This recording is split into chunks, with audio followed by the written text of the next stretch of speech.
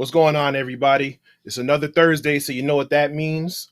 Welcome to another episode of InfoSec Unplugged, where anyone and everyone from the tech and cybersecurity community can come and have a real conversation about the ups and downs in this field.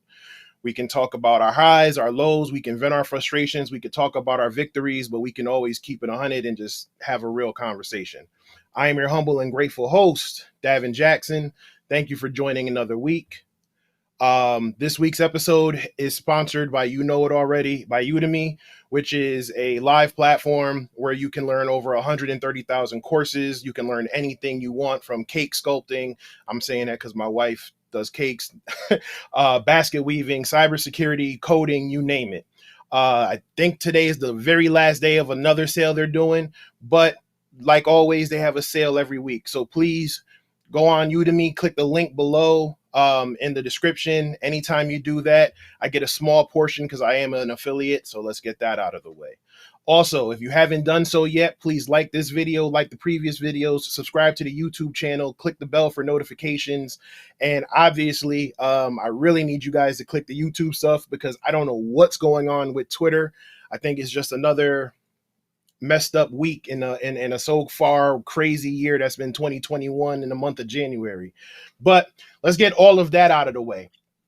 This week, I have two special guests, and they're very special because we all share something in common. We are all veterans from the United States military, the United States Air Force to be exact. They're cybersecurity leaders. I have Gia Batts and Matthew Mills. So please give a warm welcome, and let's welcome them to the show. Let's see. We got Gia, and then we have Matthew. Hi, everyone. Thank you for having us, Gavin. No, not a problem. We do know that, listen, it's crazy. No, thank you for joining. Thank you guys for joining. Like I said, I know it's been crazy. I know you guys got a busy schedule. As a matter of fact, being in this field, there's a lot of last minute stuff. So we know Gia's probably got to break off a little early, but thank you for joining anyway. So we are going to get right into it. And like I said, chat, thank you and welcome Matthew and Gia. And like always, you can ask any questions. Just keep it clean and respectful. Otherwise, I'm going to have to come for you. So let's get right to the questions. So starting with Gia, how did you get started into the field?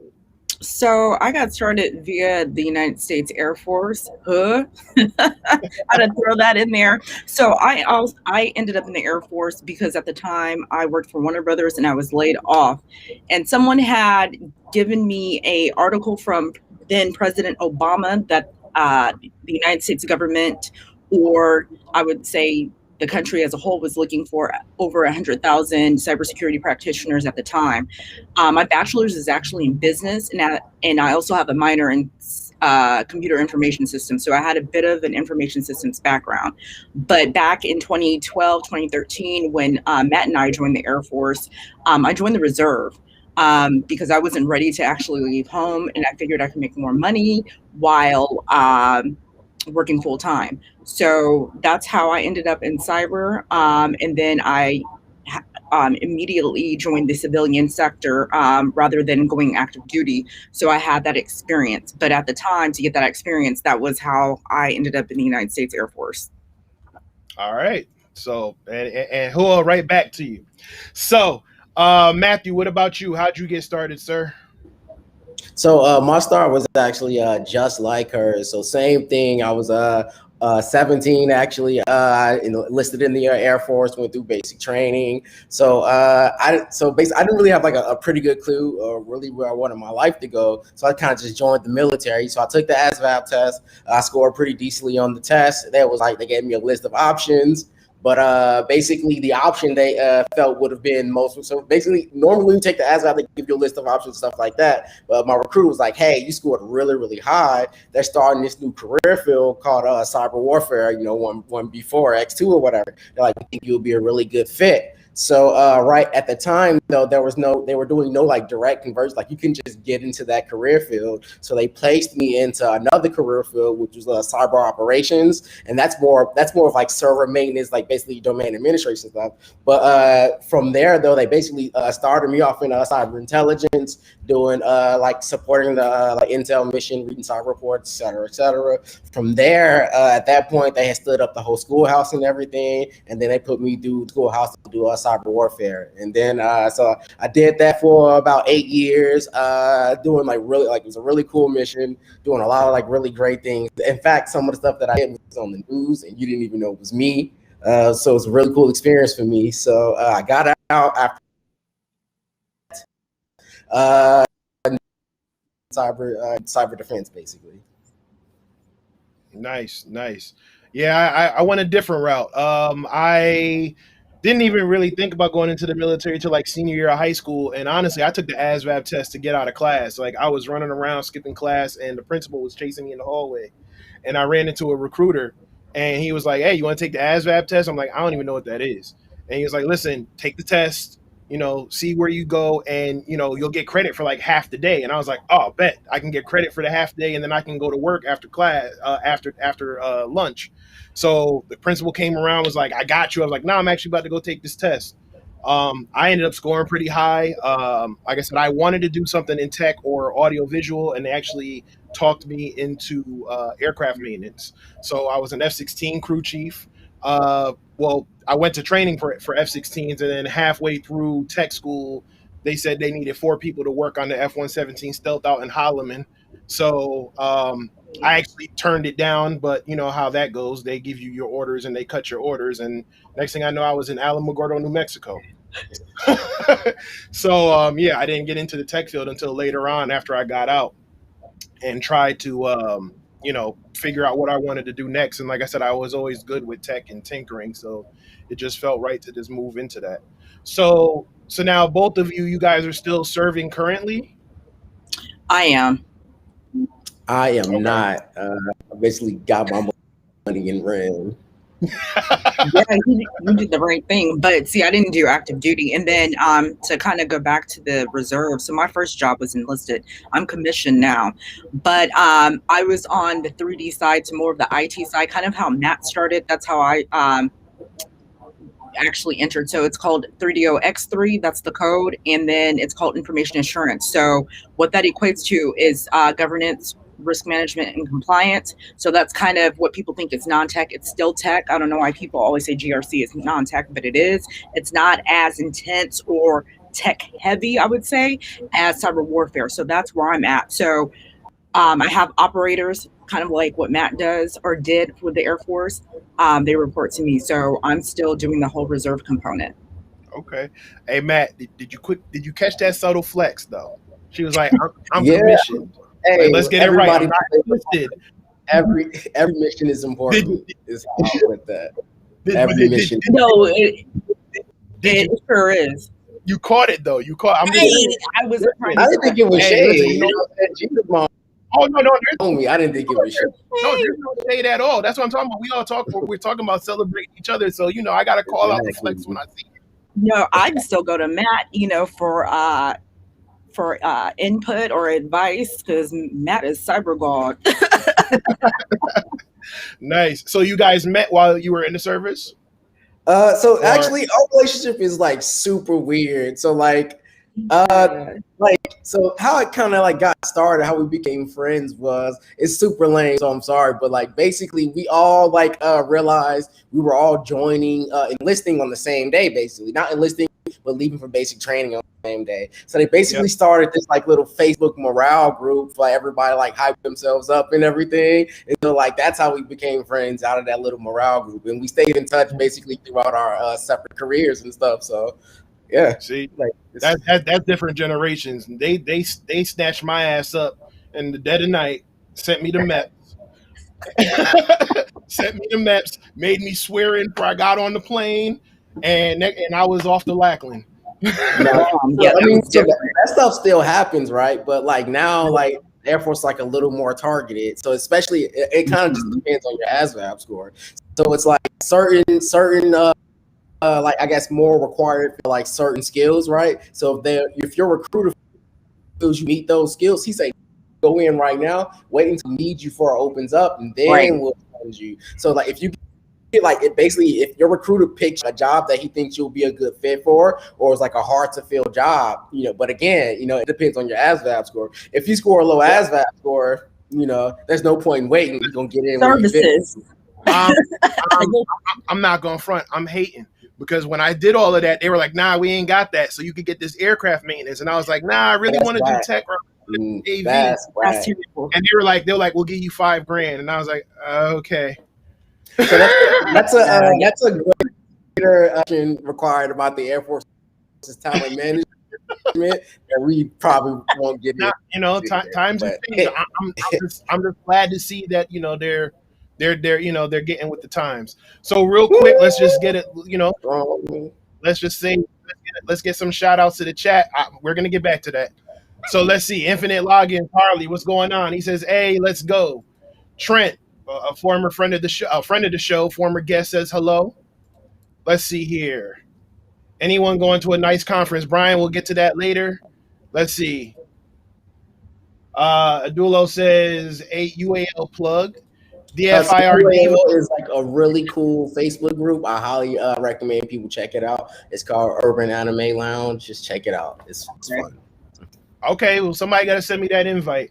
DFIR Diva says hello. Let's see. Fabio says hello, Gia and Matt. Hey, everyone.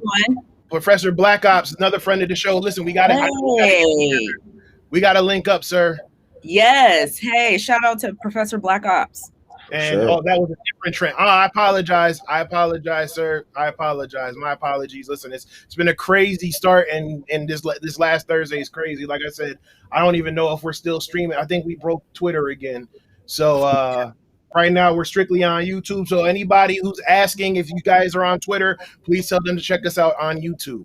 So now we talked about how you guys got started. We talked about what you're doing currently. Now, this could be a general question for military, civilian, tech, whatever.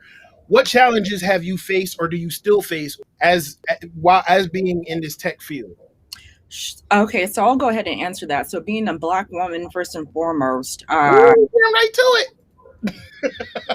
May as well, because I talk about it on Twitter for those that follow me at the GG Tech. A lot of times, so my civilian job, I'm on the cyber systems engineering side, so that's more product security. That's not really on the network. So I'm looking at embedded systems. But a lot of times I'm the only one at the table. So there's a lot of systemic racism and what have you, a lot of second guessing. So that's a problem. I think, that we all know that's across the board as a Black person, Indigenous, POC, that we have to experience, right? And a lot of people say you need to have tough skin. Yes and no, right? I'm a woman. I'm not going to front about that, but this is where outreach is needed. I try to be there for folks, especially on Twitter. I don't get on Twitter as much, but to try to introduce folks, especially our people, or Black folks rather, to cybersecurity. Black women only make up 1% to 2%. Talk about it. Then women make up about 5% of cybersecurity. Now, as far as that doesn't even include leaders. So I don't even know what the metrics are for Black women or for Black people in general, but it's really needed. It's really needed. I'm always questioned, and I'm the equivalent of a manager, but a lot of times my knowledge, skills, and abilities, they're always discounted. I actually had to transfer from a program at least 1 or 2 times because there's a lot of aggression, and my words are always weaponized, right? Yep. That's how Black women are treated. Angry. So it's across the board. It's not just STEM, right? We know that's a male-dominated field. I mean, wherever, industry that you're in, that's something that we have to face. Yep. Absolutely. And you know what? I talk about that all the time. As a matter of fact, I get flack for even having it on the show, but I don't care. It's my show. So we're going to talk about it because, again, we can vent and we can talk about it, and it's a real thing, right? I mean, I feel you. Obviously, not to the level that you experience, but I do feel like there's always a constant fight for your existence to be to justify your existence at that room, on the table, or whatever, right? And until we talk about it and make enough people feel uncomfortable, it's going to continue to happen. So, Matt, what about you? Any challenges you face? Like I said, it could be the same topic. It could be just in technical, whatever you want to do. What challenges are you facing? So the challenges is mostly just typecasting, right? So as you can probably see, I'm pretty fit. I work stuff like that, and also like I'm really ship in my field actually. So I lead a team of cyber analysts and threat hunters, stuff like that. So a lot of the challenges when I enter the room, people's first, I guess or like impression of me is that I'm in the wrong room. It's always so. It goes back actually pretty far, even back into the military. So even when I was active duty, the people that make it to the cyber career field, they're not always like the fittest guys, and not always the guys in for the cyber warfare guys to enter this test. It's basically it's essentially just like, so I'm going to go take the test, and just for the test and everything, I go walk up to the room, and the lady at the front desk like takes one look at me and says the gym's over there, and I'm like, so you just automatically, she assumed that I was lost basically, and that was, and no matter, I had to sit there and argue with this lady for like 15 minutes, say, yeah, I'm here to come take this test, and so I'm telling her, like, yo, I'm take the EDPT, that's the name of the test, and she goes, are you sure? I heard the test is pretty hard, not a lot of people pass it, so she literally like spent time like out of her day to try and convince me that I shouldn't take this test. And I'm going to point out, like, I scored like really high. I scored pretty high on this test too. Like, yeah, so it's like, so like I come out of the room with my flex too. So it means because they grade the score like right there, the room, and I flex like you talked all of that, but here's my score, So it's just like. But yeah, so that's just like a constant problem that I face is oftentimes that typecasting. Even now, I enter a meeting at work and stuff like that, and they take a look. They say, "Hey, I want to speak to the lead." I go, "I'm the lead," and everybody's confused. Are you sure? It's like so people always have to take a second look or a second guess based on like the color of my skin, and my age, and like it's everything. Like so, yeah, you're gonna get typecast. I even see it like and so while I'm not a woman, the problems that she is talking about in regards to like race and sexism, that intersection, I see it every day. So I'm a constant like so people know me at work now to be a little bit argumentative because my see it. There was an issue with one of my female workers where there was like a developer, and every time she brought up an issue, we were very closely with our development team and stuff like that. So every time she brings up an issue, this developer just yells at her, But if I come and a guy brings up the issue, he's less argumentative, he's less aggressive. So I come and ask questions like, why are you only aggressive with the the female team, and so now I'm a problem starter because I'm calling out issues as I see it. But the way I look at it is like it's worth the flack, so people say some of the things that I say and do like endanger my career, but I don't think so. My make the conscious decision to her moving me from your employment, that's on you. So if you fire me off a contract, kick me off a team, you're gonna feel that because I'm very confident in my abilities and my skills. And if I don't make your team better, I'll make a competitor of yours better. Talk about exactly. Or you can go ahead and start your own business. That's what I've done as a side hustle, and start consulting on the side. So what Matt is saying, especially with women, that's what I have to go through. I mean, I've had them reach out to my functional manager and try to step in and do my job for me. And my manager is like, wait a minute, why are they coming to me? And you over here, you have more experience than I do. And then that's another thing. So, it's real. It's real in these streets. So we're going to go to three things real quick. So first, D Cherry Jam, how you doing? Says, yes, that second guessing or taking your ideas and rewrapping it as there is real, not in tech, but I've been at the table as the only black person and the only woman at the table as an exec. Power up, sis. So I just had to give you those words of encouragement because I know, you on short time, so you might not see the Q&A stuff. But three things. One, I actually experienced more discrimination in the military than I did as a civilian. at that time, right? This is back in the early 2000s, right? I remember when I first got to the flight line, and they looked at me and they were they were confused. They couldn't understand how someone like me, who came from where I came from, made it without getting into any trouble to actually get a top secret clearance, right? Because you have to have a clean record for a clearance. Or enough Um, waivers. I heard that. Yeah, I heard that. Yeah, I heard they didn't know that they were doing like equal opportunity for to be a crew chief. And I said, well, actually, I don't know what the hell I scored on the ASVAB because I did it to skip school, but I scored high enough to be here, and I had the second highest grade point average in F-16 school. So clearly, I know what I'm doing. So I'm gonna need you to just whatever. And to your point, Matt, listen, I've been on your social media and I've seen it a couple of times and I'm like, shit, I need to get my push up. So I'm not, so, I gotta, so, but like I said, it's definitely a good thing, that you guys can do that and prove them wrong. And that's, like I said, that's what we got to keep doing. We got to keep proving them wrong and showing them that, not only are we showing them that we can do it, but we're also showing the people behind us, the youth, that it can be done. It can be us. It is possible, and you don't have to be any stereotype thing to actually Right. to do that. So, my next question though, do you think there's some good in the military? I'm not going to bash the military all the time, but I do feel like the military does teach us certain things, especially in the Air Force. I can't speak for any other branch.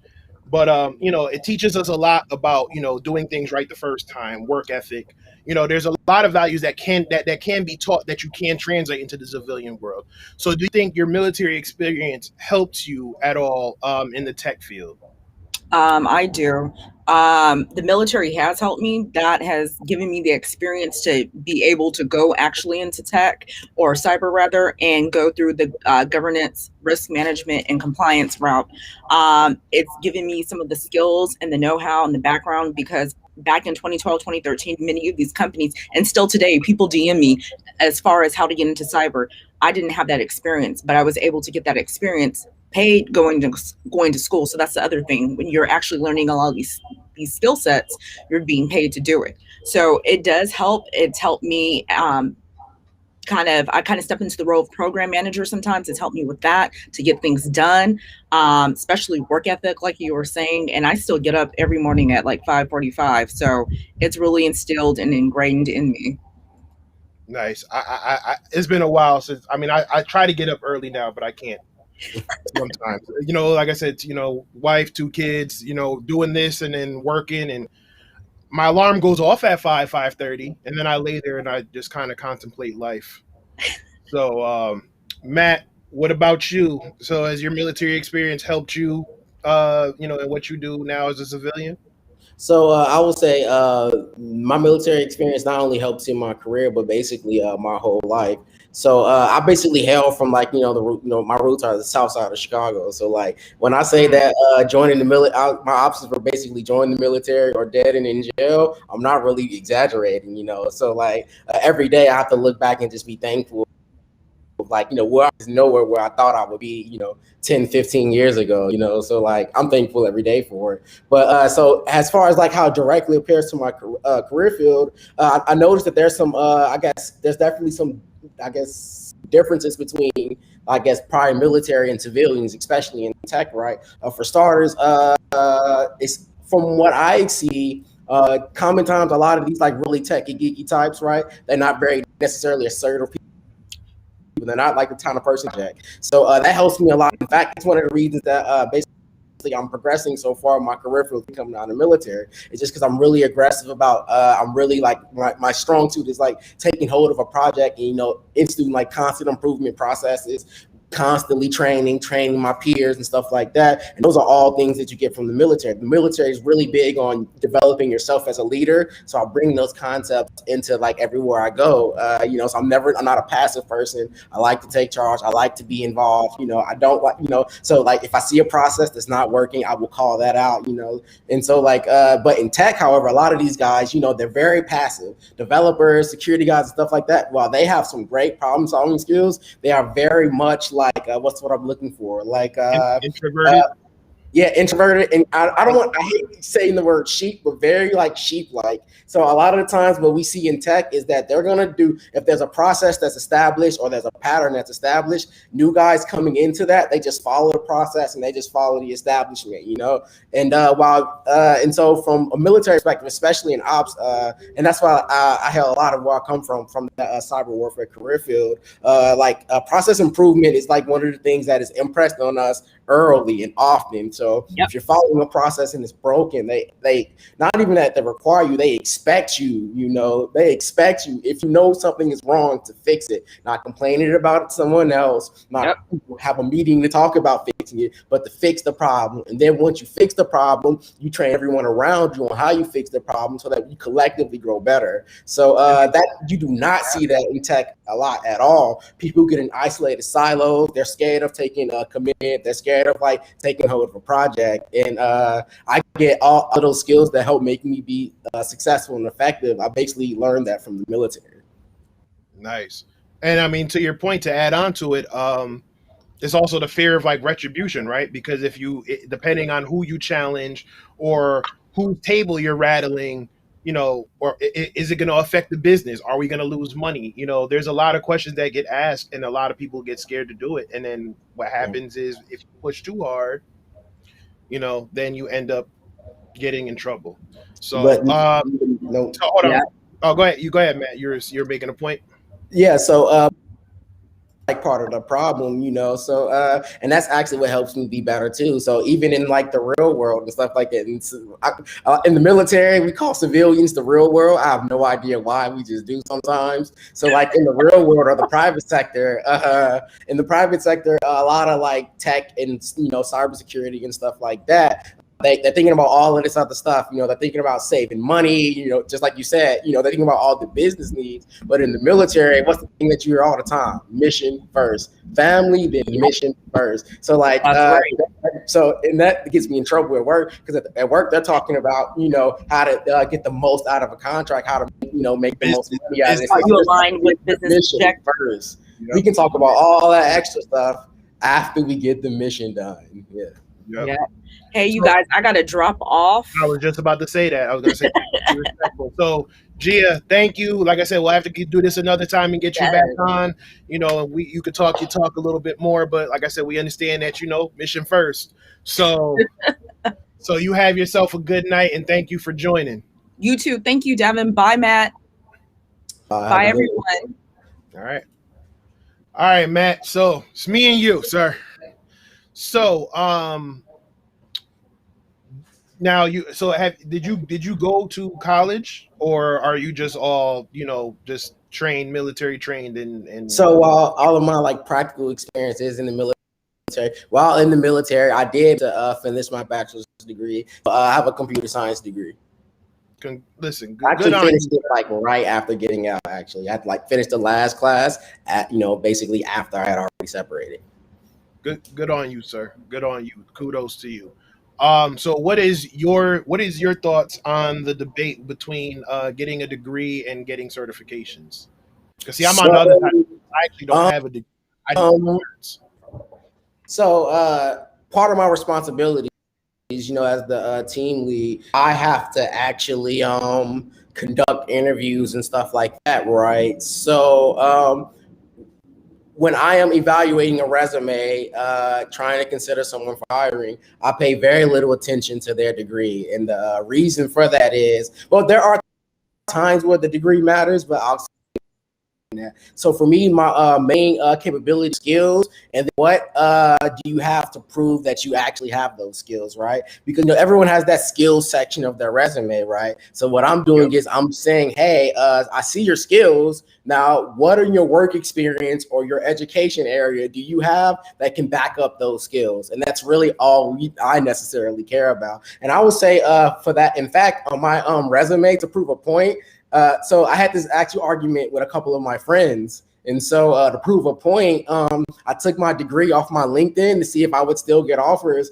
And I would show you a picture, but I basically get, I'm getting a phone call, an email, a LinkedIn message or connection request every day from a recruiter. So just to prove to the point that, everybody likes to hype up the degree, but in tech, the degree is not the limiting factor. It's really about, do you have the skills? Can you prove you have the skills, with whether that's with work history or whether that's with certifications? And I literally proved that concept by taking my degree off of my LinkedIn. So if you look me up on LinkedIn now, you will not see my degree mentioned at all. What you will see is my work experience and my certifications, though. Right. So how I feel about it is, I feel I agree that the hands-on, the work experience, that's more important. Especially depending on the certifications you get, especially, make sure you're not paper certified. So, you got to be able to show that not only did you learn it, but you understand the concepts behind it, right? Because you can be certified, you can have the CEH and all these other certifications, but if you can't explain to me, how an Nmap scan works or anything like that, obviously that certification was for nothing. I do think there's a place for degrees. I think that comes in later on, like when you're getting into the management field. That trend is slowly changing. You see things like Google and not Facebook, but like Google and some other companies are no longer requiring degrees. Hopefully in the next, 5 to 7 years, that won't be a hard requirement. And a lot of people who are deserving and hardworking to be in those management positions will actually get those roles. But until then, like I said, I don't think a degree is necessary to get into the field. I think, like I said, once you get into the field, you understand the stuff, and then you want to move into a more management, team lead, director role, then maybe that's when you got to get it, because that's what's required, right? Sort of like the CEH certification. A lot of people, don't like the CEH, or a lot of people don't respect the CEH. I'm one of those people, by the way. Right. So look, I don't have a problem with the CEH, but it is what it is. I do think there's, a CEH is definitely where it's supposed to be as a foundation level certification. Like it shouldn't be up there with like the OSCP or the GPEN or anything like that. But with that being said, companies still love the CEH. Companies still require you to have the CEH. I've seen where companies will go, and this is on the companies where they don't know any better, but they're like, they don't have their CEH, but they have something called an OSCP, and you're like, are you effing kidding me? Please get them in here and do an interview, right? Or they have this certification, they don't have their CEH. So what? Get they behind in here and let's negotiate. So I think they just need to kind of get with the times and just understand that, listen, at this point, degrees, unless there's I feel like there's certain jobs that require you to get that college degree, right? Doctors, architects, high level positions like that. Something like tech, like that can be taught almost like a trade, and they need to get I think parts of tech can be taught as like a trade, Right. And so what I'm basically getting at is that, like, for example, let's take cybersecurity as an example. So I don't think you can be like a compliance officer or something in cybersecurity without the degree, mainly because it requires so much like foreknowledge, that basically that it's some of this like ancillary knowledge is impossible sort of to just get naturally. You know what I'm saying? Right. It's like if you were in like a career or a position to where you could get some of that knowledge, it'll be really, really hard to be able to get that surrounding knowledge required to make an informed decision. But to that point, that's what I said, to that point, that's where the hands-on experience. So like for GIF, you get like a hands-on experience, you get enough hands-on experience, you're actually in it and, touching the actual things and dealing with the compliance, and then maybe doing something like a CISSP or a higher, certification like that. But like I said, I agree with you 100%. So now I know Gia said she's still in, but for you, one of the things that I struggled with when I first came out, I mean, for one, there was no fighter jets in the civilian world. But when I first got in, I did aircraft maintenance because one, I was talked into it by the recruiter, but two, I had told myself, okay, well, you know what? I can get out and I can get a job at the airport and all of that. It wasn't until I got in and it was like, oh shit, you got to get FAA certified, you got to do this, and then I thought I was going to work on heavies, and they gave me an F-16. So the recruiter, how the game go. The recruiter promise you everything, and then you get to basic, and they're like, well, recruiter ain't say none of it, so it doesn't matter. So when I got out, I struggled. And I think when I talk to a lot of veterans, they also talk about that struggle of, transitioning from the military. I was just talking to my wife about it earlier today, and I was like, it's almost like and this might be a bit extreme, but it's almost like a Stockholm syndrome, where you lived a certain lifestyle for so long, or you lived in not necessarily captivity, but you lived a different life that was a little bit more stringent than civilian life. And now trying to adjust back to normal life, it takes a struggle. And then God forbid if you've been in combat and in, PTSD and all of that. But, how difficult was it for you to transition from, the military life to the civilian life? So, how can I put it? It definitely was a struggle in a lot of cases, right? So, so some of the major differences, like I said, I kind of spoken a little bit earlier, but there's like some fundamental differences between veterans and civilians at this, like some fundamental differences, right? Some of those big ones is like commitment to the group. Most veterans are committed to the group, right? And it's like a concept that's been instilled to us, like starting in basic training. In my basic training, so some of that quick examples is there's a drill called bed drills, right? And you have to make your this exacting standard, and everyone in the dorm or the whatever has to be completely made to this perfect standard, right? And so if one person's bed is messed up, you know what I'm saying, everybody, when I say a lot of the stuff they can't do now, but my TI took our beds and threw them down the stairs, like literally disassembled our beds piece by piece, put them down the stairs, set a stopwatch, and was like, in 15 minutes, these beds better be reassembled and made, and everybody's bed better be perfect. So what that leads to, you guys start brainstorming, so the idea is that it becomes much less about each individual, so like the team, to be successful at that, you can't just focus on your stuff. You got to focus on group efforts. So whatever you're good at, you got to contribute to the whole. So some people were really fast at assembling beds, so they were bad assemblers. Some people, it was this thing called a dust cover. You have to make this dust cover like really like crease straight and like tight against the bed. If you were good at tucking that dust cover, that's what you did. So like that commitment to like the group objective gets like, and some of that stuff like psychological warfare, and I'm convinced like they were treating us like lab rats. But regardless of like how ethical I think it was very effective at conditioning you to think as a group for group objectives. So everybody has a role, and no one role above the goal, right? Exactly. No one's on the island, basically, right? So even in that place, all throughout your military career, if anything happened while you were active duty in the military, anybody was a phone call away. You know what I'm saying? Anybody. So there was this one instance. So talking about pipe exploding, I had another instance with a pipe exploded, basically, and so I hit up my first search. My pipe exploded. Blah blah blah blah. So it's 4:00 in the morning, right? It's 4:00 in the morning, and 4 airmen, 2 staff sergeants, and a master sergeant show up at my house at 4:00 in the morning to help me dig this damn pipe out. You know what I'm saying?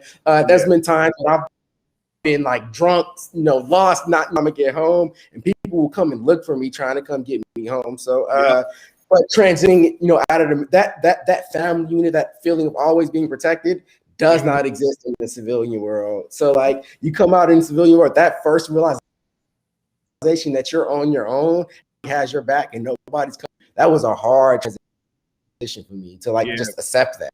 It's like nobody at this point. I got out of the military. I ran into issues in Atlanta, and it's just like that. When I'm out, and there's nobody here to help me. I'm on my own. Like that's like the hardest thing that I had to accept, really. Yeah. I remember in basic, talking about working as a team, as a unit. We got up in the morning. Everybody quickly made their bed, and then basically the corner specialist would come and make sure the corners was good. While they're doing that, everybody's getting their stuff together. Everybody's rushing to get dressed. Someone's sweeping, make sure all the little dust bunnies is gone, and we would do 3 sweeps, right? So while the corner specialists are working on the corner, there's a bunch of people going underneath the beds, and they're pushing everything into that center aisle, because you know how the beds are lined up with the bunks. Everybody's pushing everything, and then someone calls out first sweep. Everybody yells out first sweep. Come down, sweep, come back up. Someone pick it up. Boom. Get everything together. Everybody starts pushing out the next set of dust bunnies while everybody's still working. This way, by the time it came out, and you had to run out and stand for the anthem and sing the Air Force song and all of that. Then you ran back up, finished up everything you had to do, and then get ready for breakfast. But again, that just go to show you, it was yo, there was a whole routine. Even to the way we showered, right? It was just no one person is above the group, and I agree with you. I feel like there's better ways to teach those lessons, but because I remember my TI, sure. I was having probably the absolutely worst day I had in basic training. My TI actually came and flipped my bed, and that day, my brain just went. And you talk about you being from Chicago. I'm from Bridgeport, Connecticut. That Bridgeport came out of me quick, and I was like, I don't give a fuck. Fuck you. Let's go. And it was and then T.I., you know how they walk up to you, and he walked up, and I guess he looked me in my he walked up to me like that, and he looked me in my face, and I guess he realized it's not registering. So after that, like I said, so then me and him talked. He pulled me to the side, and we talked to man to man. And to this day, he's like, yo, you're probably one of the ballsiest people I've had in my unit. One day he got mad and he quit, and he threw his hat down. And TIs how they feel about their hat, but he threw his hat and was like, I quit. So he was walking away from the flight. So I walked up with him, and he was like, yo, where are you going? I said, well, no disrespect, but when I said I was out, you talked me into staying. So if you leaving, what the hell am I sticking here for? And he was like, you are one crazy son of a bitch. And, I did my push up and went back in line. But, like I said, once you kind of get into it, it is what it is. But, when you do meet, when you do get into that flight, and you get to your squadron, and all of that, you do have that group of that feeling of camaraderie amongst people. It definitely is something that, a bond that's hard to break. My closest friend in the service, I still talk to him to this day. It's maybe not as frequent, but like I said, I still make sure he's good, and he still does stuff on the civilian side where he deploys, so I still make sure he's good. I'm like, yo, you need anything, so it's definitely a family unit when it's done right, because there's a lot of wrong. You're right. There's a lot of examples where it's not done right. There's a lot of examples. The Air Force has a ton of issues for sure. Right. The military as a whole, ton of issues, but there's some good we can take out of those concepts for sure.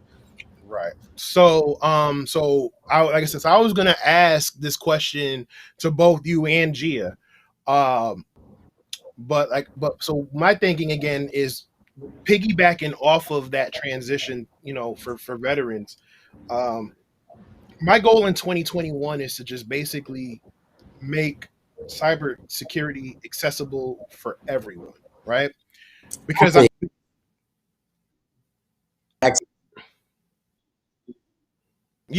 because and again, I think that's, and I think it's a coming up how we came up thing, right? Hold on for a second. Yeah, you're breaking up a little, but like I said, you came from Chicago, I came from Bridgeport, and we look at how this field, whether it's through the military or whatever, but this tech field changed a lot of things for us, right? It presented us with certain things that we probably didn't think you could get.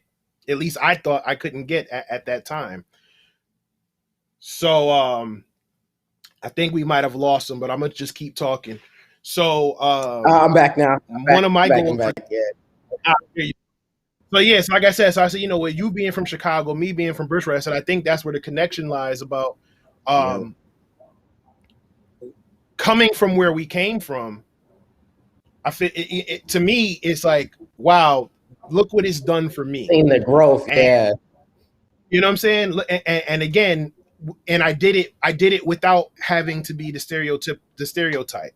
And I think that's So important. We need to start pushing more often, right? Because everyone talks about. So even when you're watching TV and stuff like that, and you're watching a movie, right? Or a movie where they're displaying the hacker, right? Does the hacker ever look like us? very, very It rare. never does.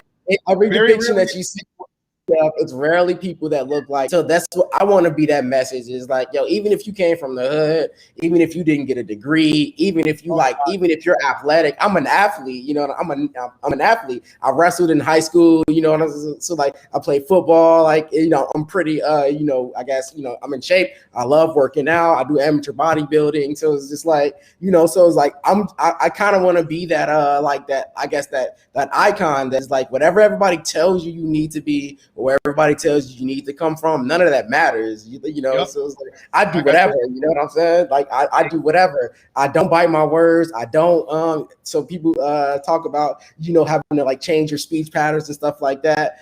So I'm a strong advocate of never having to do any of that. And again, I let my skills take care of me. I work for like the second or third largest cybersecurity firm in the world, basically, and I lead the team, and I do that from my skill perspective. And so everything, you know, and again, I'm always trying to be that icon. So additionally, I teach on the site university, and so I'm giving lectures, and so every time I set up a lecture, the first thing my students say is, "You don't look like what we thought you would look like." You know. Mm-hmm. I'm 26, 26 years old, you know, and first thing to say is, you are not what we expect to see. Every time I give a lecture, you are not what we think to see. Everybody's always shocked. And it's just like, I'm here to give you the message. Like, it doesn't matter what I look like. It doesn't matter what my hair texture is. I'm here, and you can have these skills, and these are things that you can do and accomplish. And that's amazing, because like I said, that's major. Because like I said, I think one of the major things for me was when I went to my ethical hacking boot camp, and I first walked in and I saw Keytron Evans, and I was like, oh man, somebody who looks like me is teaching the course. And then when you actually get to talk to him, and he's like, and he knows his shit, and you're like, exactly, that's what I aspire to be, yep. right? And like I said, goals. And people take that for granted. People take that representation for granted. And like I said, my goal is for 2021 is to show it can be done, and it can be us. Exactly. I walk into the ballroom with my hair a nappy. They gonna, you know, it's just like, I'm never trying to hide who I am, and I want them to see that, hey, we're Black. You know, we have different interests, we have different backgrounds, but we are in this space, and we deserve to be in this space. And there's only going to be more of us. And I think that should be the message. Is if you deserve to be there, it doesn't matter. It doesn't matter the color of your skin. It doesn't matter your sexual orientation. It doesn't matter what you identify as. Can you or can you not get from A to B? Right? Exactly. And they're gonna be bears, but you gotta just right. Like, you know what I'm saying? Like I be that person. Like what? I don't care if the color of your hair or the texture of your hair is a certain way, or if you have tattoos, or if you speak with a certain slang or whatever. As long as you can get the message, and you have the technical skills and you have the soft skills to relay that message, to make sure to, like I said, the mission, whether it's military or business, as long as that gets done successfully, I don't think it matters. And I think that's, you know, again, we have to break the stereotype for ourselves, but we also have to break the stereotype just in general. But I also think one of the major factors that I think has to go into it is we need to get them when they're young, right? We need to be able to talk the language with the kids and get them to understand it, because one of the things that I felt growing up, I don't know if you had this problem, because you talk your talk and you walk your walk, but one of the things I had growing up was, it was a confidence thing, right? Like, I knew I was I knew I was technically inclined. I want to say I always knew I was technically inclined, but I didn't embrace it until my adult years. Why? Because that wasn't the cool thing. That wasn't the sexy thing. That wasn't what the girls like. That wasn't whatever. And then on the other hand, you had some teachers who kind of looked at you in essentially in a roundabout, you know, passive aggressive way, basically tell you that this ain't for you. You're not smart enough. And I see that with a lot of kids. I see that the confidence isn't in the kids. You know, they feel like they're not smart enough. So I feel like one of the things that we have to do is get to these kids, the you know, the preteens and the teenagers, and show them again, like, again, you can do this without being, you know, without showing off your body, without showing off and thinking you have to be what everybody tells you to be on social media, or what the cool kids are doing. It can be done and you can be successful. And I also think that it's almost like firearms training, right? Like when you first get that M16 at the range, or you first get that handgun at the range, and you're like, wow, blah blah blah blah. And you have some people who just see a gun and they're like, ah. And then it's not until that it's not until they train you how to use it and show you the damage that can be done that you learn to respect it. I think kids should be taught the same way with some of the stuff in cybersecurity. Like, I think if they know the dangers of oversharing, maybe they won't post all their business on social media and run the risk of all of that. So what tips do you think would you want to do to help kids get interested in cybersecurity? So the first thing that I want to say is I'm actually in a lot of lanes of effort to support that. So there's a program called Cyber Patriot that I'm a strong volunteer for. It's basically just cybersecurity professionals volunteering at high school and elementary schools to get them interested in careers in cybersecurity. I also am a huge supporter of programs like Yes We Code and Yes Girl Code and things like that. And you know, because like my whole a big part of like my strong suit, or I guess the things that I care most, right, is that those lanes of access from who grew up like I did, who look like I did, and stuff like that into this career. So three things that I think matters here is tailoring your message to your audience that you're trying to attract.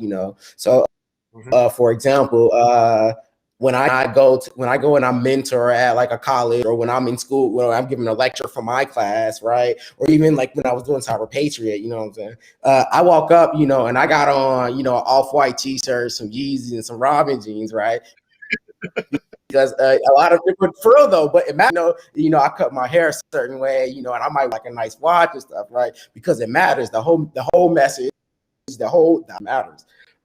We know that's what like younger kids, younger generation, that's what they care about, right? They want to look nice, they want to be cool, they want to feel fly. So when they see, I walk up, and I'm fairly, at least I like to think I'm fairly stylish. You can disagree with me or whatever, but I like to tell myself I'm pretty stylish and stuff. So when I walk up and they see, hey, I'm a young dude, right? I'm in shape, I'm dressing nice, and they go, hey, I want to be like him, but think about all the other representations. Normally that dude in the Robin jeans and whatever, the Billionaires Boys Club t-shirt, and the Rolex or whatever, that dude, he's a rapper, or he's an athlete, or he sells drugs or whatever, right? So it's like, right. So I can be like, I can match them, you know what I'm saying? The drug dealers, I make more money than all of them now.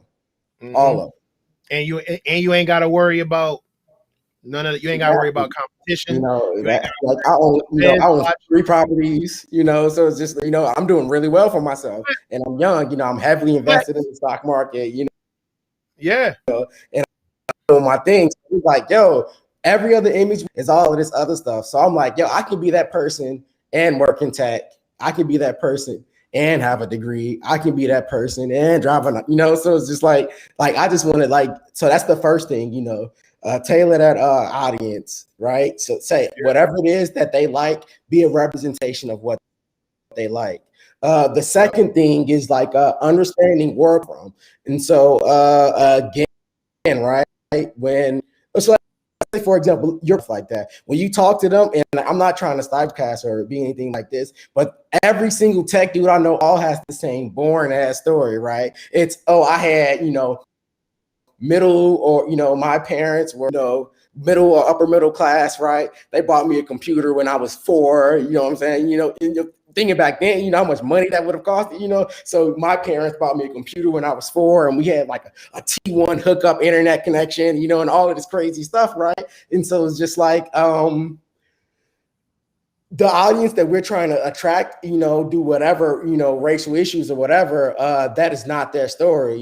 They coming from, they're coming from Compton, Inglewood, Chicago, you know what I'm saying? And so they don't have those experiences, right? So how do we get that? How do we lower the barrier of entry for them to get into this? How do we get to them? How do we get them the resources and supplies that they need to actually be successful in this? And so that's why it's like, I'm a huge supporter of tech in the hood, or I like to call them, where you're going to a place that doesn't have, those access, that doesn't have, the parental income to buy their stuff like that. And so we'll give them some laptops, we'll give them, so it's where your audience is coming from and the struggles that they face, so you can address them. You know what I'm saying? And it's all encompassing, right? I can't teach you about cybersecurity if you're worried about how you're going to eat tonight, And so that's like a common thing, and that's like a common problem. Like, how can I expect you to, how can I teach you Python, what I'm saying, and you just saw your best friend die, what I'm saying? So it's just like,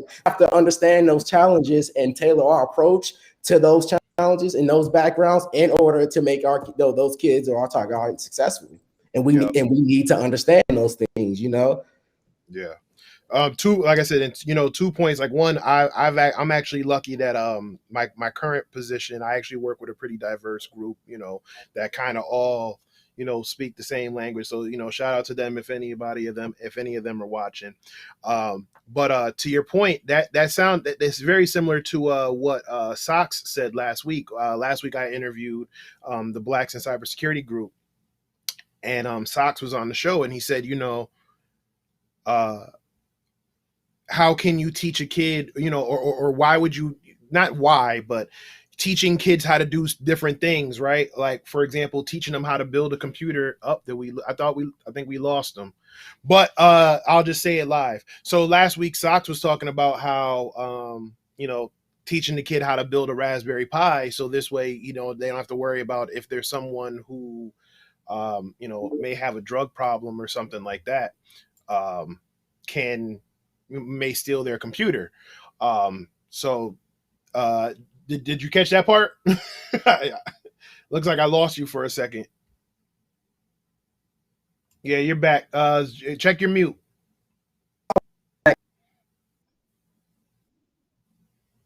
Yeah, you're still in and out.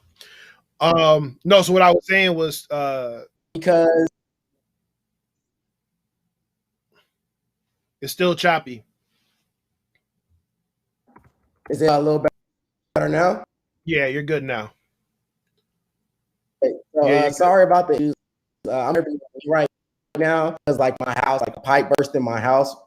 Funny, but yeah. So I'm out of my house, coming to Airbnb, and the internet is Airbnb is trash. So sorry about that. No problem. But like I was saying before, I said I had Socks on last week, and he was talking about the same thing where you said, if there's a certain necessity, and he used the example of teaching the kids how to build a Raspberry Pi for their computer, so this way they don't have to worry about, if a crackhead steals their computer to, because it's an expensive computer. So we kind of teach them how to do things out of necessity.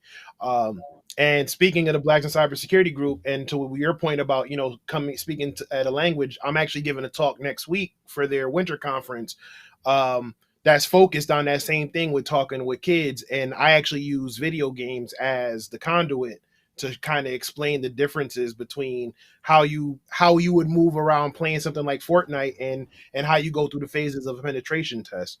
So, if anybody is here and they want to check that out, go to the Blacks in Cybersecurity group website and get a ticket. As a matter of fact, since I wanted to do a giveaway for me reaching 5,000 followers on Twitter. If you show me that you're subscribed to the Twitter channel, you're subscribed to you're subscribed to the YouTube channel and you follow me on Twitter, shoot me a DM, tell me what goals you want to do, and I'm gonna pick one person and I'm gonna buy you a ticket to the Blacks in Cybersecurity Winter Conference. So I want to get to the Q&A, but there's a couple things I just want to, a couple more questions I have to ask you. So what are your goals for 2021? If you can hear me. So, a lot of my goals for 2021 I already started accomplishing. So one of them was to get my OSCP certification. I just got that, so I can check that box. So other goals is just like honestly. So my focus on this year actually is just continuing that outreach, right? So basically more and more trying to tackle this like diversity and inclusion in tech problem. That's like a big like on my I guess like things to do list. Like so I really would like to like create an initiative like where just like we're finding ways to like make like fix these problems, like actual solutions, right? So like identifying target audience, right? Ensuring they have the skills, teaching them and upskilling them to where they can be successful in an interview and stuff like that. Like while like and then it's trying to establish what those like routes into cybersecurity is. So like part of that first step for me was like start teaching. So now I teach at a university where like now I'm teaching some of these exact same skills that students need to be successful. I'm now teaching it to them, right? On the other side, I'm consulting with some of the like heads of computer science and heads of cybersecurity programs at some of the Black HBCUs in Atlanta, trying to find ways where I can provide extra resources for their curriculum. Maybe say, hey, here's some ski kill areas that your curriculum needs to cover to make them more employable and things like that. Additionally, my organization has a very strong, my company, has a very strong diversity and inclusion, I guess, incentive that they're trying to push. So I conduct mock interviews for stuff, like just preparing to tech, preparing people in the field. But to step on that, I want to, I guess, to build on that. Sorry. I want to find a way to start reaching younger and younger target audiences, right? So hosting seminars at high schools, building like, having capture the flag events for kids and stuff like that. So those are some of the initiatives and things that I want to push this year to like make that, more accessible. And then, it's my personal goals, constant improvement is like my thing. So I'm always looking for, hey, how can I improve myself? Not only as a leader, but as like a technical or cybersecurity expert, So I'm always looking for the next conference to attend or the next bill of knowledge or, the next, knowledge, I guess knowledge gap that I need to address and stuff like that. So that was just, the big whole SolarWinds thing. And I learned a lot from that. So, continually learning, continually getting better. So security, the next thing in security now, this whole, I guess the SolarWinds incident sort of like highlighted it, but securing the whole cloud spaces and CI/CD pipeline. Sorry, that's like what the next thing in security is. So I'm trying to see what efforts I can push to upskill myself in those areas. And start preparing the generations who are going to come after me to be strong in those areas. If it's one thing that this showed us is, if it's one thing that I've learned, and this might be a little dangerous to say, but compromising an upstream software pipeline, as we've all recently learned, is not very difficult, right? So the number of steps the actors took between compromising SolarWinds and then pushing out that malicious DLL, it's in the dozens. Like it was not a lot of steps it took for them finally getting access to infecting hundreds of thousands of computers all over the world. So finding ways where we can quicker so I'm heavily interested in doing research and stuff, trying to find ways where we could detect things like that quicker, and then also build protections into our cloud policies and technologies to where it's not so easy to do anymore. Right, absolutely. Yeah, no, you're absolutely right. And let's see. If someone came to you and said they wanted to get into cybersecurity, and you had to give them maybe one or two pieces of advice, what would it be? So those two pieces of advice would be prepared to ask a lot of questions. And then the second one is get real good at not knowing the answer. If I need to, I guess, aspects that are basically require outside of the technical things. I think people focus on the technical stuff. The two biggest things that I would see for sure, be inquisitive, always be willing to ask the question, because a lot of the time when you're investigating an incident or something like that, you're basically just asking, but why? How did this happen? Stuff like that. So be real comfortable with asking questions. And then the second thing is being comfortable with not knowing something, but being determined to find out. Never let not knowing be like this, the stop or the wall. There's always going to be something that you're not going to know. It's just like you should invest a lot of time in preparing yourself for establishing one, how you react to not knowing something, and then two, like what are your processes or methods for finding and gathering and retaining information to address that. Right. So for me, like I said, I my two things is, be prepared to work. But then the other thing I tell them to do, which is I feel is more important than anything, is to find your why. Because, and the reason why I say to find your why is because, there's going to be days where there's a struggle. There's going to be days where you just don't get it. You just don't understand, whether, you have a hard time in the office, you have a hard time on the technical side, things just aren't clicking for you. Sometimes being in cybersecurity, it can be a lonely thing because not all your peers, especially at your age, because I started around the same age you're at. When I transitioned, a lot of my friends weren't tech minded, so it was kind of like I was on my own in an island, and I was just trying to figure it out while my friends is partying and turning up and all of that. I'm at home trying to figure out subnetting and all this other stuff to get into it. And like I said, it can get frustrating. It can get lonely. So whatever your why is has to be strong enough to push you through those times where everything else isn't worth it. Even sometimes even the money's not even worth it. So the question I ask to all my guests is, what is your why? And I think you touched on it a little bit, but for those who are just tuning in, what is your why? What keeps you going?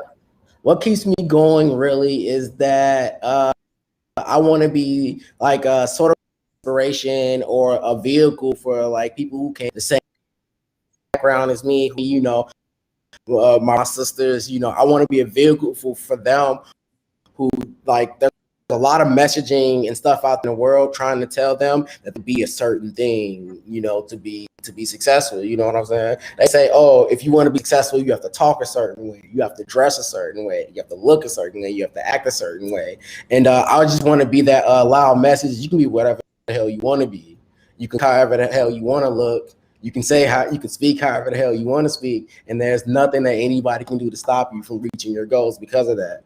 And I just want to be that example. So like, you'll never see me biting my words. You'll never see me changing my speech patterns. Like, you can talk to anybody. I have this exact same number I've had when I was broke and homeless that I do now.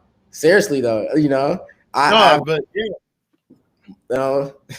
still have a Chicago area code. I haven't lived in Chicago in 15 years. I'm sorry, that's a strange reservation. I haven't lived in Chicago like 10 years or so, right? I still have a Chicago phone number. So it's just like, I just want people to know, just like, you can always pay homage to your roots. You don't have to betray who you are, change, or fit some sort of box to be successful.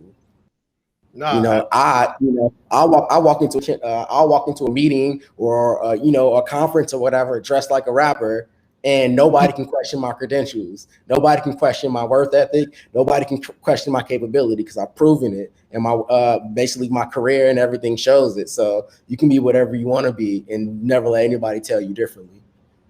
Nah, that's dope. And I mean, coming from someone who's had the same telephone number since 2002, and I live in North Georgia, and I still have my Connecticut number. Yeah, I live in Atlanta now. Okay, yeah. So real quick, tell the viewers how to find you. Honestly, I'm not that public of a person. I'm gonna be honest with you. So, but my IG is black. Was it like Saucy Tech God or something ignorant like that? Once again, just to prove a point, I don't have a Twitter. I guess I should probably make one. And I'm on Facebook for Matt. So whatever. It's me in like a gym shirt, like at the gym or something. something. Like, so like, as you can see in that, being a mouth of cybersecurity or not looking like it. So like, yeah, so you can add me on Facebook and Matt Mills or whatever, you'll find me, and you can find me on IG as well. So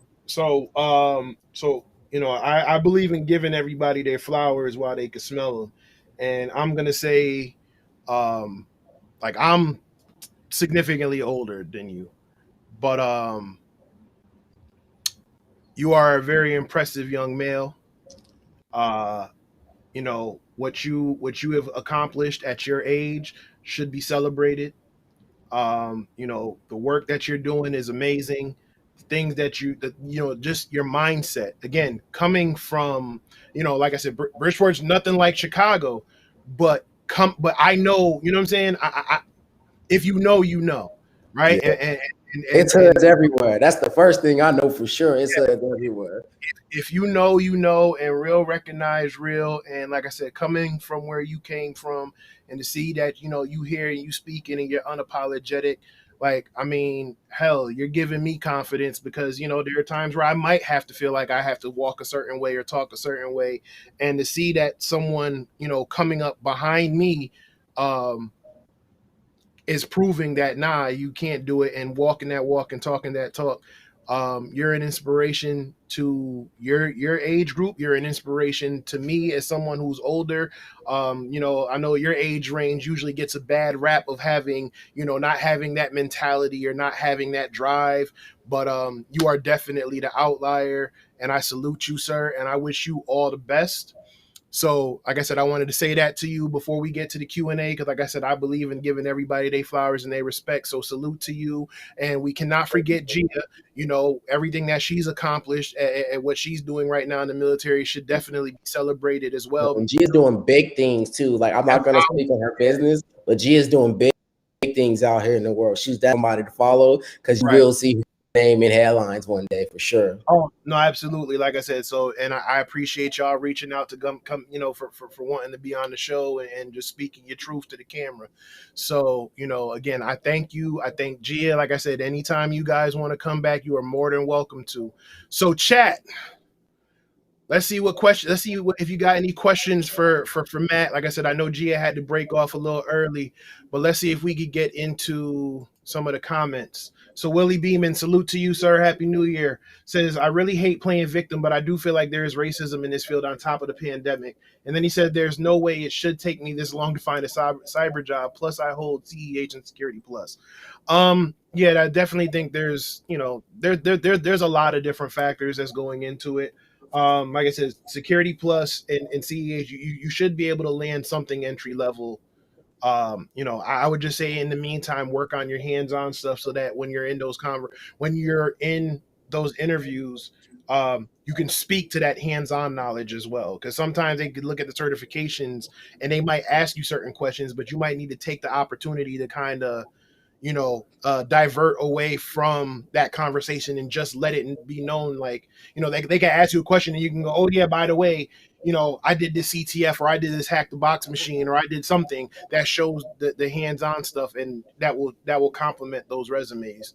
No, Matt. absolutely. I 100% agree with that. So the other thing is that, like, there's some issues with hiring in tech and cybersecurity in general, right? Tech is like every other career field, is a little bit of a good old boy system, right? You got to know somebody a lot of the times. But how you can, but even ignoring issues like that, there's a lot of, I guess, mystery and shroud surrounding how to like officially get into cybersecurity, as an example. And the first, and the I guess the key portion that everybody misses is that cybersecurity is not a broad. Well, it's broad.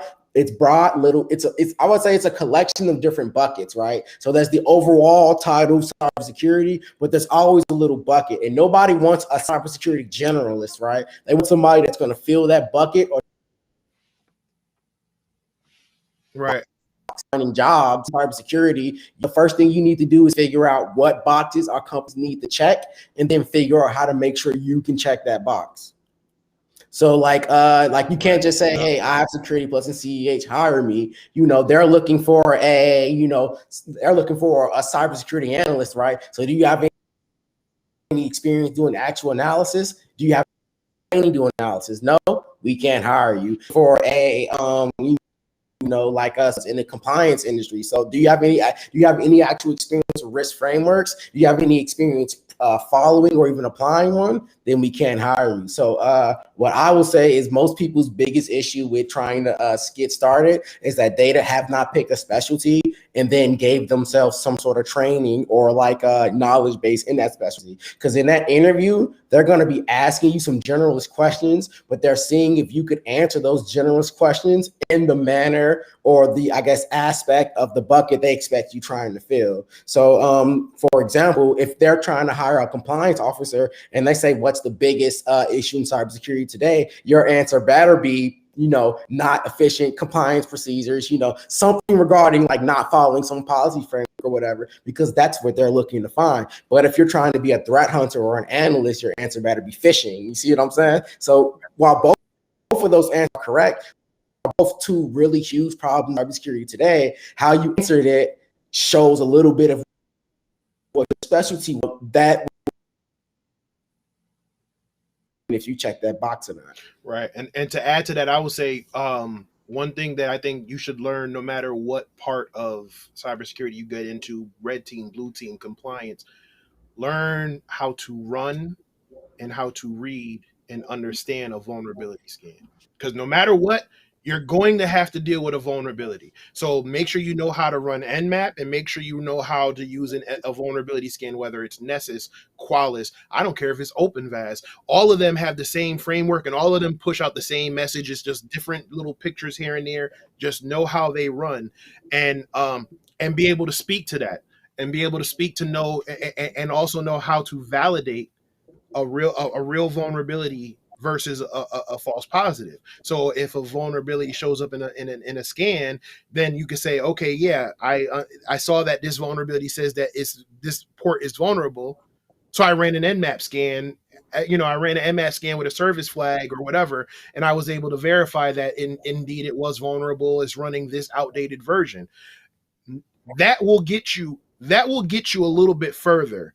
And then whatever specialty you're getting into, whether it's pen testing, incident response, cyber forensics, whatever, then kind of know the stuff you need to know to get the interview of the job you're interviewing for. Let's see. So, Butters. Actually, I know some shortcuts. So, like real quick, I want to give people 3 like shortcuts that if they put on their resume, I can guarantee almost more callbacks.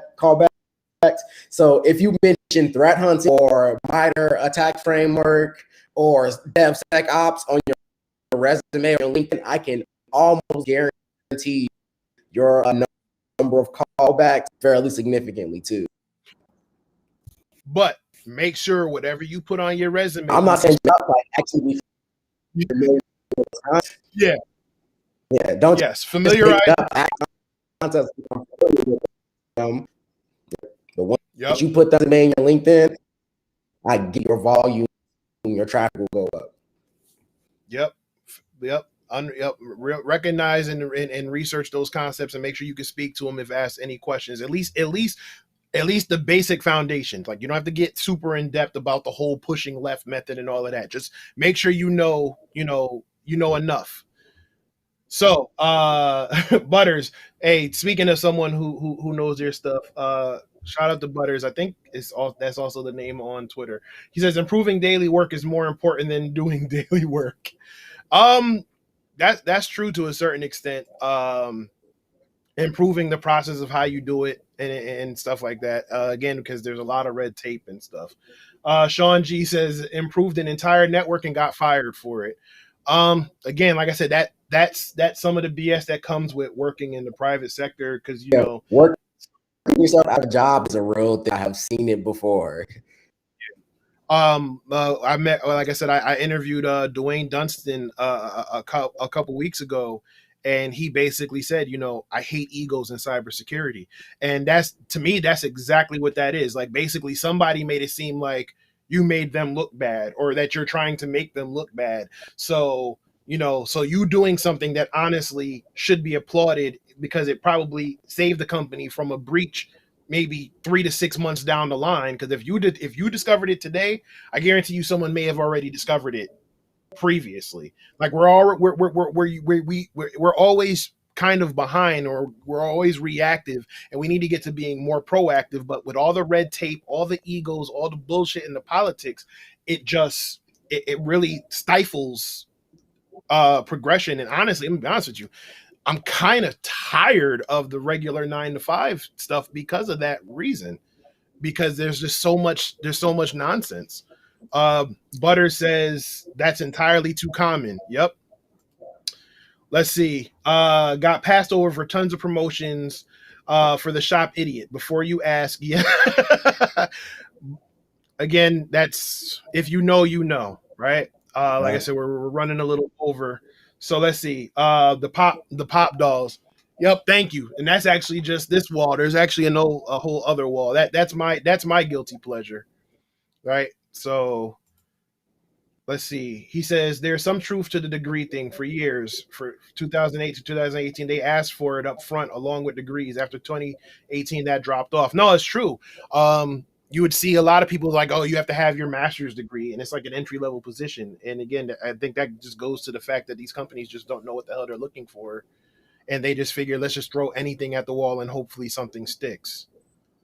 And Matt, if anything, if you see anything that pops up, you're more than welcome to speak up. Let's see, DFIR Diva. Hey, listen, if you guys haven't followed her on Twitter yet, please go check her out. She is she's an amazing tech person, amazing woman. And her website is just a treasure trove of resources on how to get started in cybersecurity and cyber forensics and tech in general for either free or damn near next to free. So definitely, go check her out. But she says, I got a degree because I have a bunch of certs and IT experience and still couldn't get in after a couple of years of trying. Like I said, I'm hoping that changes. Cause like I said, I mean, I felt like I had to get like 20 certifications just to compete with someone's one bachelor's degree. Yeah. Really? And honestly, I'm starting to, some of that is definitely like, I guess I don't want to say outright racist, definitely racial bias, right?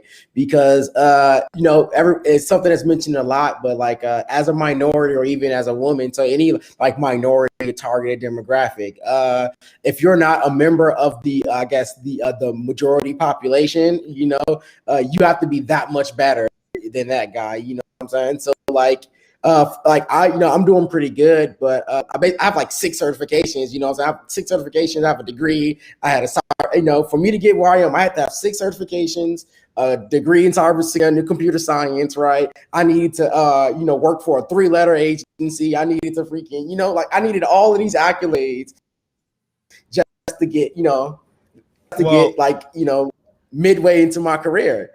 It's people with double my, it's people with, 20, 30 years of who can't touch, a fraction of some of my accolades. And so like, it's sad that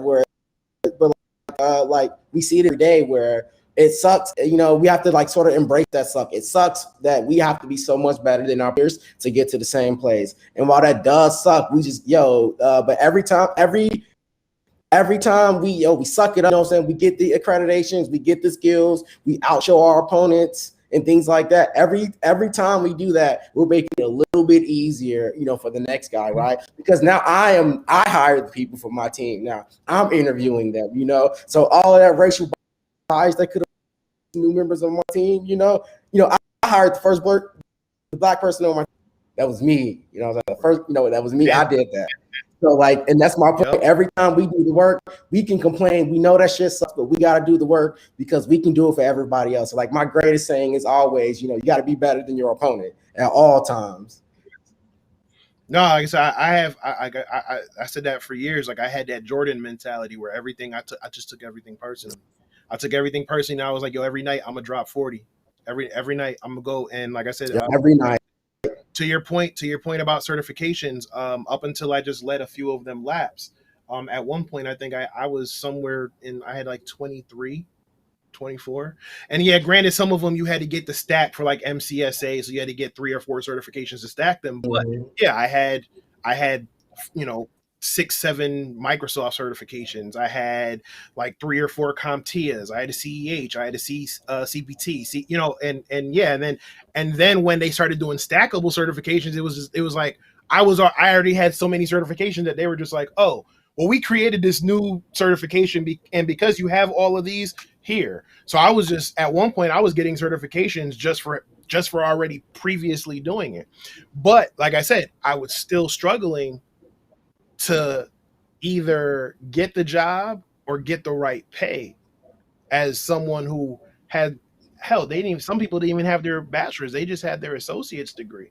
And it was just like, okay, whatever. So let's see. Where are we?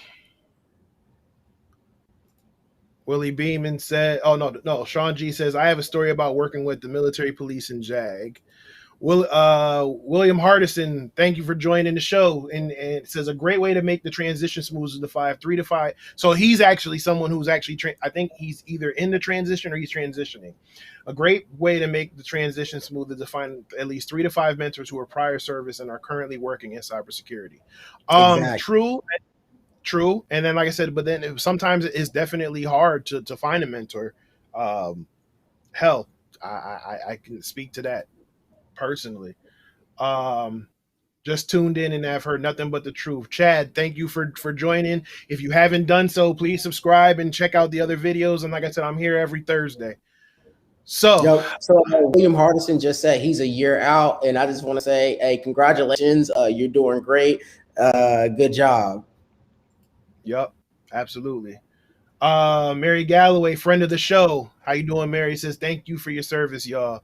Yes, appreciate it. And yes, if you guys know a veteran, just every once in a while, again, just let them know that they're appreciated, because times like this it's kind of hard, and so a lot of veterans kind of get swept under the rug, and get forgotten after they get that DD-214. So just support your vets. Oddly enough, going from military to civilian world, there's a lot of employers that don't like military hires. It depends. I've seen both sides of the spectrum. I've seen some people where they're like, yes, those military skills can translate into what we're doing, even though they don't have any experience. They're like, doesn't matter, they're military, we can teach them. And then there are some where they're like,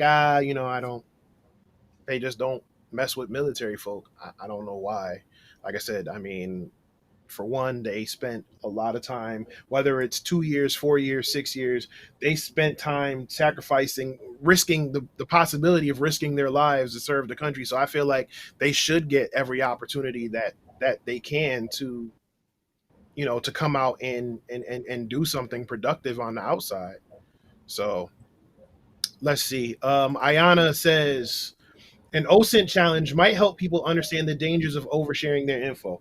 I agree 100%. That's actually something I do with some of the kids in my community. I actually go and I just, it's almost like a scared straight type thing where I walk in and I'm like,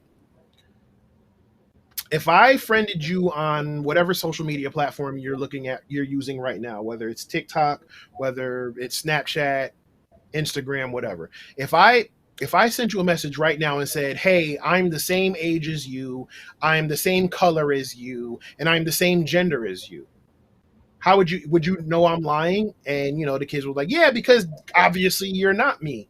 I'm like, yeah, but what if I showed you this picture? Well, there's other ways. Nope. I like the same things you like. If you look up my stuff online, if you try to Google me or whatever, all my stuff points that I am this person who I say I am. How would you know I'm lying? And I try to do that to just show them that, the internet is not a trustworthy place. So do not trust anything on the internet. Hell, my own mother, if there are times where I'll get emails and I'll call my mother like, did you send this to me? Right? Why? Because I just need to make sure. So I try to give that approach. And then I also have a talk with parents where I kind of tell them like, look, I get we don't want to be smothering our children, but we need to know what's going on with our children. So, have conversations with them. Like, I shouldn't have to go and tell their kids that the internet's not a trustworthy place. You as their parent should tell them. So absolutely. I should just be reinforcing it, right? Like I tell a story one time where we were talking about kids' phones, and I called my daughter over and I was like, let me see your phone, and I took her phone, and they were like, she gave you her phone, and I was like, yeah, and they were like, why? I'm like, I paid a bill. If I asked for Exactly. it, I'm not gonna go do a full forensics analysis on my daughter's phone, but it's a respect thing. And they're like, man, I don't see my daughter's phone. I'm like, see, that's the problem. There's got to be certain boundaries, because at the end of the day, as a parent, as a father, your job is to protect and provide. As a mother, your job is to protect and provide. So you cannot adequately protect and provide for your child if you don't have any idea. And I get it, when kids get to preteen and teen, they keep a lot of secrets, but you as a parent should know certain things about your child, to teach them the dangers of it so that they can make the proper informed decision. Exactly. So So security is like, it's a shared resource, right? It's a shared responsibility, right? So when even like it's your, it's, we need like a village community here, right? So it shouldn't just be your parents, who's responsible for that. Everybody around. If you see someone doing unsafe or unsecure practices, it takes nothing. It costs you nothing to look out for somebody. Say, hey, man, you might want to take that down. The reason why. So yep. one of the reasons the world is in the position that it's in now is people are just sometimes completely unwilling to help out their neighbors. So if you're out there on the internet and you see a child sharing and oversharing their information, or even, it doesn't have to be a child, anyone, you see someone sharing some information or talking, putting stuff somewhere where it could potentially hurt them in the long run, or be used to hurt them in the long run anyway. It costs you nothing to reach out and say, hey, this is a privacy concern, yada yada yada. Because at the end of the day, we all have to live here together. That could be your daughter, or that could be you, or that could be and like you're one that could happen to someone you care about, and you're going to those messages. So if that was your child, you'd want someone to come inform and help your child out. So you should have no problems doing it for another child. Right. And like I said, and don't get me wrong, some people might, and because it's happened to me, some people might tell you, mind your business. Okay, but it doesn't hurt to just say, hey, listen, from my professional perspective, you might want to consider exactly this ain't the right move. Let's see. So I'm gonna skip over. Listen, chat, I love you. I love the support, but like I said, we're running a little over. So Sean G says, I would love to work with kids and Raspberry Pis and teach them how to build machines. Like I said, hopefully when COVID, like I have a complete whiteboard of ideas. Like there are nights where I get up 2-3 o'clock in the morning. I'm like, I need to get these thoughts out, and I just do a brain dump on a whiteboard or on a notepad. Like I have so many things that I want to do, and as soon as COVID lets up and it's okay and it's safe, I plan on flooding the market. Mary Galloway says Cyber Jutsu Girls Academy does this too. Yep, that's another organization I fully support. Oh yeah, and like I said, she's definitely a friend of the show. She's been on a couple times. I love what she's doing, and stay tuned. You might see her again real soon. William Hardison says cloud. Absolutely. Definitely get some cloud stuff under your belt. Let's see. Then he says AWS is my favorite. Not only is it the favorite, it's used by everybody. So AWS, Azure, Google, get the basic knowledge under your belt, because like I said, that's going to be the move. Mary says yes to cloud. Yep. Let's see. William Hardison says, but also look into an application called Terraform that allows you to work with infrastructure as code. Yeah, so Terraform. So if you want to get into dev, so like basically cloud development and stuff like that, Terraform is something that you're going to be expected to know, basically. Mm-hmm. Let's see, where are we? Sean G says, Matt, you need to get on Twitter. Yeah, maybe one of these days. Like my bro, honestly, I'm just too private of a person sometimes. I do know, so I know that like directly, I guess, argues against the message that I'm trying to push. So you're right, I do need to create a Twitter. I'll probably get on there tonight or something like that, because the more mouthpieces I have to push this message, the better it'll be. So. Yeah, and like I said, and again, listen, I'm gonna give you the full disclosure. Twitter could be a toxic place sometimes, but again, just log off. Yeah, I know. No, I don't have a Twitter, but I do Twitter. Yeah. So What would Trent says, what would you do? Yeah, if you what could would you start do over. if I could start over? Honestly, so that's a hard question for me because where I am now, I kind of motivate myself sometimes where it's like, man, I like sometimes like, on days where I'm feeling down or depressed or something like that, I like to look back to where I came from, like, man, today's just so hard. All of the stuff is going on. I don't feel like getting out of bed, blah, blah, blah, blah. I like to think back where I came from. And I'm like, if I can come from all of this, me getting out of bed to handle this meeting or handle this phone call or whatever the obstacle is, if I can, if I can come from the south side of Chicago being homeless, so if I can come from homelessness to this, I'm doing pretty good. I can get out of bed, So so basically the answer is I probably wouldn't do anything because all of that helps. Like, I think those experiences help shape me, and I kind of see myself as like a force for good and like a motivating, I guess, or I'm trying to be anyway, right? This like force for good to motivate, my peers and those, my younger sibling like that, right?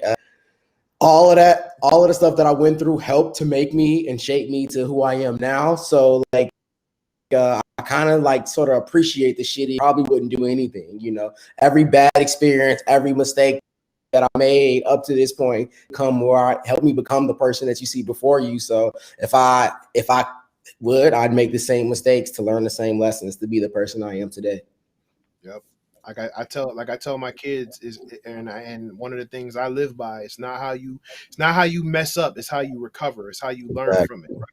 A loss isn't always a loss. Sometimes a loss can be a lesson, but if you choose not to learn the lesson from that loss, and then that's when Yep, exactly. you truly mess up.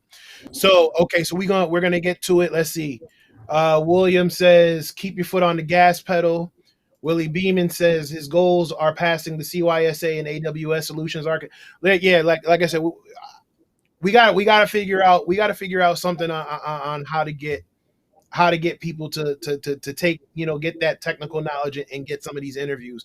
And like I said, and I'm working on something again, knock on wood. I don't want to call it out just yet, but I want to get together a group of hiring managers and get them on the show, maybe on a weekend or something. So this way a lot more people can kind of get on and just kind of have like a panel discussion on that loss of translation between people who are applying for jobs and people who are actually doing the hiring, and maybe find some common ground and even give some tips on resumes.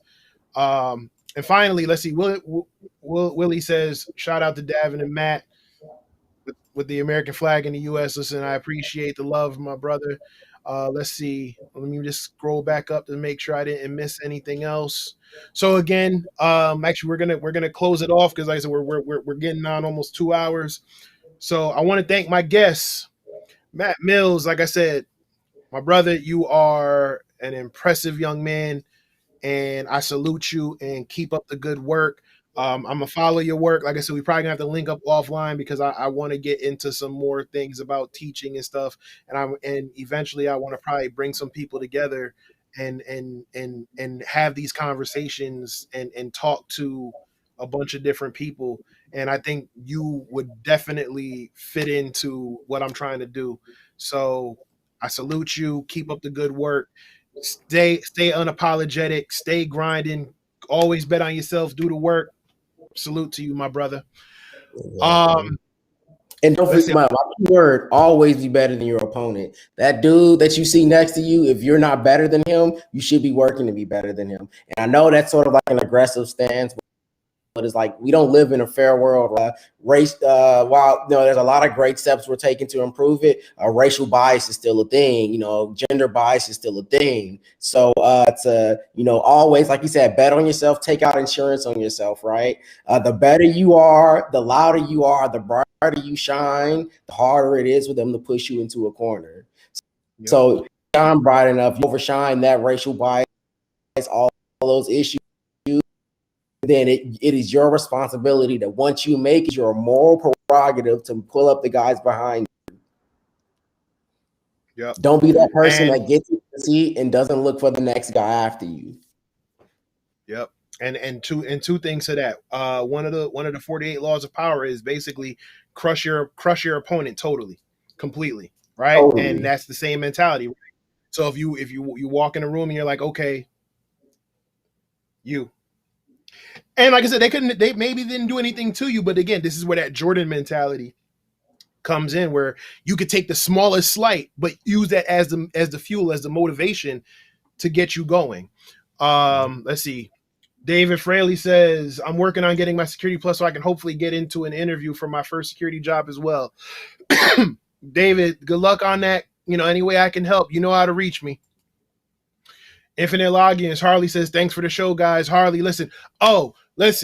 If you guys haven't checked out Infinite Logins, please go check out his channel. He's doing something in the pen testing field that I truly feel like is going to be a game changer.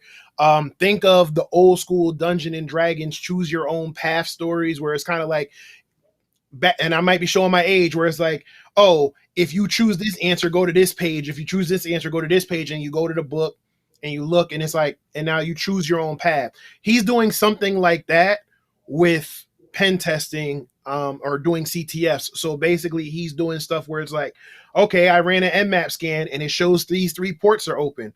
What port should I go next? And you pick which port, and then he shows you what to do. I truly think what he's doing is going to revolutionize how people are training and learning pen testing. And I'm not a paid spokesperson. I just did it because, like I said, he showed it to me, and I just think it's fucking awesome. So y'all need to go check that out. William Hardison says, great show. Salute, my brother. Like I said, I saw you earlier talking about Bridgeport. Yes, absolutely. We got to do it. We got to do it again. We got to show them that it can be us and it can be done. Mary says, David, get active on social media. Great networking. Don't wait until you pass. Mary is absolutely correct. And she also says, start blogging about what you're doing. Yep. Not only is it good to show your progress, but it's also good to show for jobs. It's good to show for people who are also trying to come up. So let's see. Professor Black Ops, I haven't forgotten about you, sirs. This 2021 has been nuts, but I'm going to link up with you. I'm going to send you something this weekend, but he says, great show. Also check out Professor Black Ops. He has a channel on YouTube, and he does a lot of interviews, and he gives a lot of great information as well. So again, to my guests, Matt, I appreciate you, brother. It's all love. Thank you for joining. Gia, I know you had to break off early, but I appreciate what you're doing. Like I said, I know you're busy. Matt says you're doing big things. I see you're doing big things, and I do think you'll be a force to be reckoned with. Stay strong. Keep up the fight. Don't let them get to you. And I know that you got to have, I know sometimes the skin, isn't as tough as always, but stay focused. You got this, and you got a support system, if you ever need it. So to my chat, to everybody watching, I want to thank you. I want to thank you for the support. Without you, none of this is possible. I wouldn't be able to get up every Thursday and be like, let's do it. And, so the fact that even if it's just 5 of you, 10 of you, 20 of you, the fact that you're here and you're rocking with me is I greatly appreciate it. So again, thank you all. Make sure you tune in next week for Black History Month. I'm actually doing a thing where, while we're celebrating the advancements and the achievements of people in history for Black History Month, I also think it's time for us as a people to start making some new achievements, some new advancements, and making some new history. And in order to do that, we have to help one another. So all February, all month, I'm going to be talking to different people, whether they're business owners, whether they're financial specialists, cybersecurity, whoever. I got some names that you may have heard of. I got some names you may not have, but just trust that they know what they're talking about, and they're all here and willing to just kind of share their information. They're going to share their struggles. They're going to share their ups and downs. Like I said, some people watching, it may make you uncomfortable. I apologize in advance, but I'm not sorry, because the conversation needs to be had. It needs to be said. You need to see what's going on the other side of the table, and on the other side of the rooms, that you're not letting some of these people in. So all February is going to be about making your own history and not being afraid to ask one another for help. So tune in next week. I will announce the guests maybe this weekend, and be on the lookout for the newsletter. So to find me, you can make sure you follow me on Twitter. Where are we? You can follow me on Twitter, DJax Alpha. You can subscribe to my YouTube channel, which is right here, youtube.com/C/C Alpha Cybersecurity. If you like what I'm doing and you want to show some support, you can buy me a coffee.